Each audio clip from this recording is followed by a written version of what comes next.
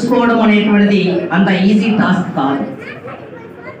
ఈ రోజుల్లో కుటుంబ బంధాలు, సంబంధాలు, బాంధవ్యాలు ఎలా ఉన్నాయో మనం చూస్తూ ఉన్నాం ఈ సెల్ ఫోన్ టెక్నాలజీలో. అలాంటిది ఆ రోజున మీకెవరైతే తరగతి గదిలో బోధన చేశారో గురుతర బాధ్యత వహించి మీ యొక్క గురువులను గుర్తుపెట్టుకోవడం, వారిని సాధారణంగా ఈ ప్రోగ్రాంకి ఆహ్వానించడం అనేటువంటిది చాలా శుభ పరిణామం. మరొకసారి మీ అందరికీ మా స్టాఫ్ తరపున ప్రత్యేకమైనటువంటి అభినందనలు, కృతజ్ఞతలు తెలియజేస్తున్నాను.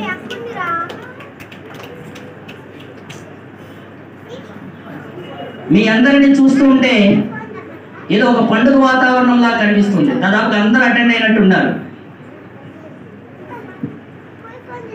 మీరందరూ నాకు విద్యార్థులు మిత్రులా కనిపిస్తున్నారు. నాకు స్టూడెంట్స్ లా కనిపించట్లేదు. ఎనీహౌ, ఏది ఏమైనా కానీ ఈ సభావేదిక నుంచి ఒకటే చెప్పదలుచుకున్నాను. ఆ రోజులు మీకు విద్యాబోధన చేయడం మేము చేసుకున్నటువంటి అదృష్టం అని భావిస్తున్నాము. ఆనాడు తెలుగు మీడియం చదివినటువంటి విద్యార్థులు ప్రస్తుతం ఇంగ్లీష్ మీడియం చదువుతున్నటువంటి విద్యార్థులకి చాలా వేరియేషన్ కనిపిస్తున్నాను. ప్రజెంట్ ఇప్పుడు కూడా నేను చూస్తున్నాను.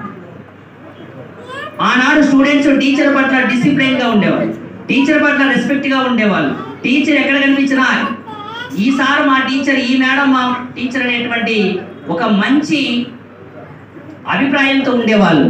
కానీ ప్రస్తుత అటువంటి సమాజంలో విద్యార్థులు అనేటువంటి వాళ్ళు టీచర్లు అంటే ఒక బఫూన్ మాదిరిగా చూస్తున్నారు. చాలా బాధాకరమని నేను ఈ వేదిక నుంచి నేను తెలియజేస్తున్నాను. ఇంగ్లీష్ మీడియం మోజులో టీచర్లను గౌరవించట్లేదు, తల్లిదండ్రులను పూజించట్లేదు. ఇంట్లో ఉండేటువంటి ఎవరైతే ఉంటారో రిలేటివ్స్ వారిని కూడా లెక్క చేయకుండా ఈనాడు ఇంగ్లీష్ మీడియం బోధన కొనసాగించడం చాలా బాధాకరంగా నాకు అనిపిస్తూ ఉంది. పాత స్టూడెంట్స్ ఎవరైతే ఉన్నారో తెలుగు మీడియంలో చదివినటువంటి విద్యార్థులు ఎక్కడ కనిపించినా, నేను కొన్ని ఫంక్షన్స్కి వెళ్ళినప్పుడు నేను గమనించినటువంటి సందర్భాలు నేను మీతో నేను షేర్ చేసుకుంటా. పక్కన హస్బెండ్ ఉన్నప్పటికీ కూడా ఆ స్టూడెంట్ ఎవరైతే ఉన్నారో ఈయన మా టీచర్, ఈయన మా సైన్స్ టీచర్, ఆ రోజులో ఈ విధంగా మాకు పాఠాలు చెప్పారు, మేము ఇక్కడికి రావడానికి కారణము ఈ టీచర్, లేదు ఇంగ్లీష్ కావచ్చు, మ్యాథ్స్ కావచ్చు, ఎనీ సబ్జెక్ట్ కావచ్చు, ఆ విధంగా గొప్పగా గర్వంగా చెప్పేవాళ్ళు ఆ రోజు స్టూడెంట్స్. కానీ టీచర్ కళ్ళెదిటే ఉంటాడు. ఇప్పుడు ఇంగ్లీష్ మీడియం చదువుతాడు.